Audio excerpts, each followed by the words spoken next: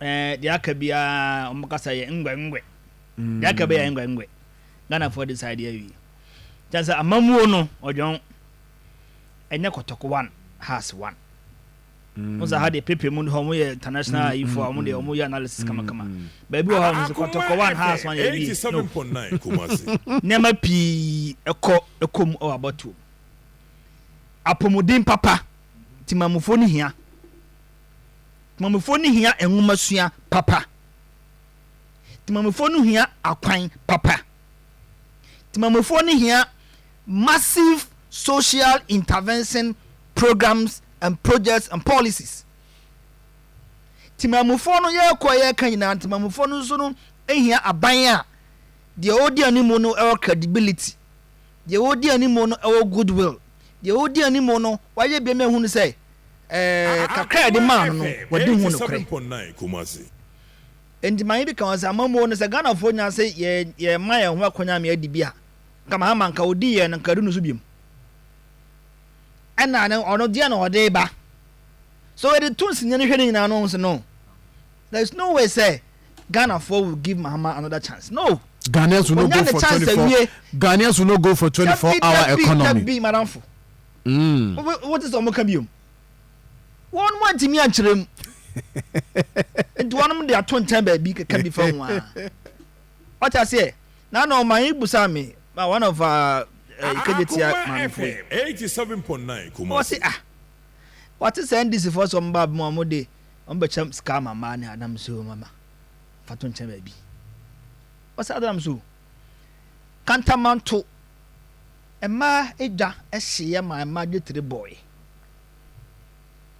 NDC obabesia sado na damas lokano etimitam 900 billion aso ko de koma ma no otamto ne car boot one this fa ko chedi enya na hwe na anu ya na ko ejeli no a ote abocha o dan no nkwana this one one one ko chedi kano ute dana sa time che o this kan dwa na ye no mama wa ye mampani wanka se baranfo wa di bia ye fa koma ma no wa ye hwe ha ne penye o che fi emanu a skakodi ndc for skakodi wonom ho se munye emadwahye munye ma wonom obabesia kwabrane obabesia agiska na gu ne car boot ene ndc for ko cheska na di ama ne maye bia wu awe jan se ena ye ba na entiman for nom se anka yan crofo ni bi ya jenem se mun ka jom se nyen kweda ana no mko ya ebom tutu keje tie di fo ebom tutu keje tie di fo no ana no mko ya ebom tutu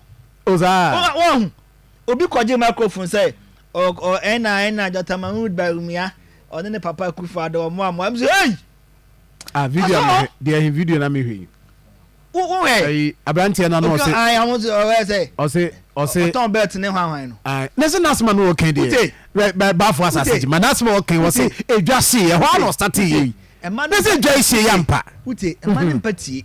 On empathy say just ya still on does it. One. It is idea you.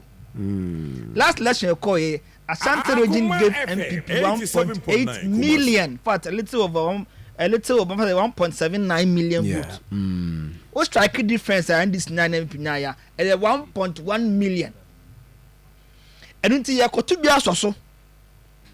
What I say?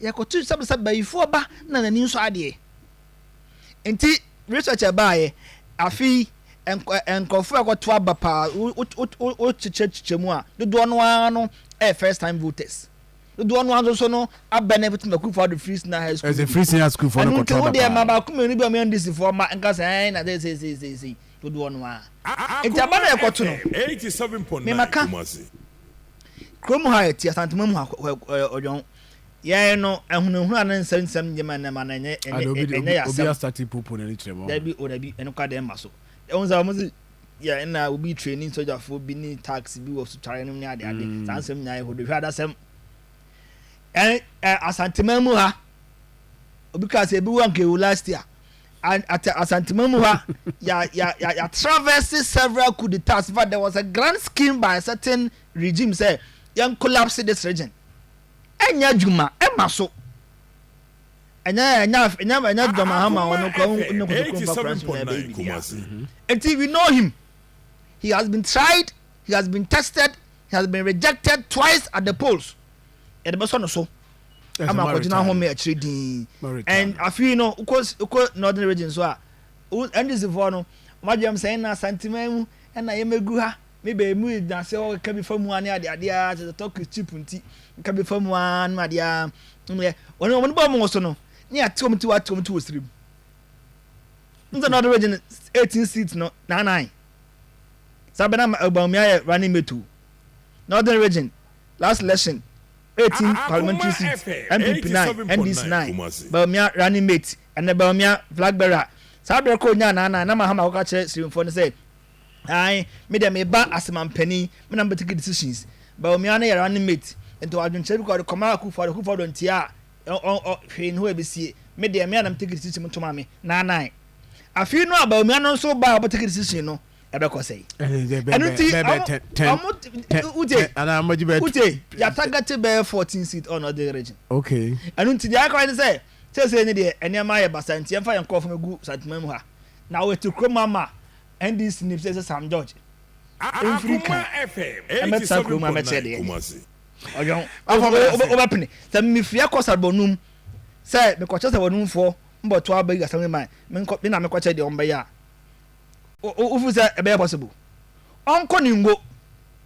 Nonko kanche omo de omo nye e wabatu nim. I see. Na abetna kro hu abaji microphone say me Sam George me fu ningo pram. Asante mamponfo, edujamafo, monto abanko ha. Wada onyane. Me da say ma yenko yin ba cha ofa phone dial *439#